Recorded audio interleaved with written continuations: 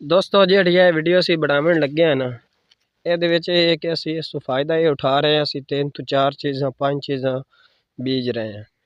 ਹੁਣ ਇਹ ਵੇਖੋ ਕਿ ਅਸੀਂ ਇਹ ਵਿੱਚ ਥੂਮ ਵੀ ਲਸਣ ਉਹ ਵੀ ਬੀਜ ਦਿੱਤਾ ਹੈ, ਦਾਣੇ भी बीज ਦਿੱਤੇ हैं। उस बाद गाजर है, मूली है, यानी कि सब्जी पालक है, शलजम है, सौंफ है, यानी कि ये चीज़ां असी अपनी घर दियां ही सारियां बीजियां।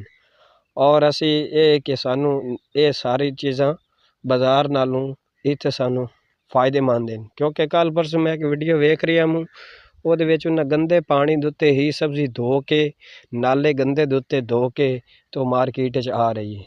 ਉਸ ਤੋਂ ਬਿਹਤਰ ਹੈ ਕਿ ਤੁਸੀਂ ਆਪਣੀ ਫਸਲ ਦੇ ਵਿੱਚ ਹੀ ਆਪਣੀ ਸਬਜ਼ੀ ਕਾਸ਼ਤ ਕਰੋ, ਚਾਹੇ ਥੋੜੀ ਕਰੋ ਚਾਹੇ ਜ਼ਿਆਦਾ ਕਰੋ। ਔਰ ਇਹ ਸਬਜ਼ੀ ਕਾਸ਼ਤ ਕਰਨ ਦੀ ਜਿਹੜੀ ਮੌਸਮ ਹੈ ਉਹ ਸਭ ਤੋਂ ਜ਼ਿਆਦਾ ਮੌਸਮ ਬੈਨੀਫਿਟ ਇਹੀ ਹੈ ਕਿ ਸਤੰਬਰ ਦਾ ਮਹੀਨੇ ਤੋਂ ਲੈ ਕੇ ਅਕਤੂਬਰ ਦੇ ਮਹੀਨੇ ਤੱਕ ਕਾਸ਼ਤ ਹੁੰਦੀ। ਅਗਰ ਤੇ ਤੁਸੀਂ ਅੱਛੀ ਪੈਦਾਵਾਰ ਲੈਣਾ ਚਾਹੁੰਦੇ ਹੋ ਤੇ सब तो टाइम ते और जेड़ा उहदा परफेक्ट टाइम है 20 सितंबर तो लैके 10 अक्तूबर तक तुसी काश्त करनी शुरू कर दो। जेड़े इस तो बाद गढ़सो तो तुहाडी पैदावार भी कम हो सी और फसल भी इतनी पैदावार क्यों नहीं, क्योंकि उहदा मौसम चला जाता है।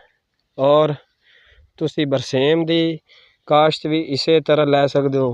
उस बाद खाद वगैरह तो हुंदा है, खुराक तो हुंदा है, वो तुसी जितनी देवनी है उस हिसाब नाल तुहाडा जनाब ये प्रोसीजर या एवरेज जिहड़ी है वो चलनी। उस दे विच ये होना है कि तुसी इसनूं जितनी खाद ज़्यादा देसो उतनी ही जल्दी फसल तैयार हो सी।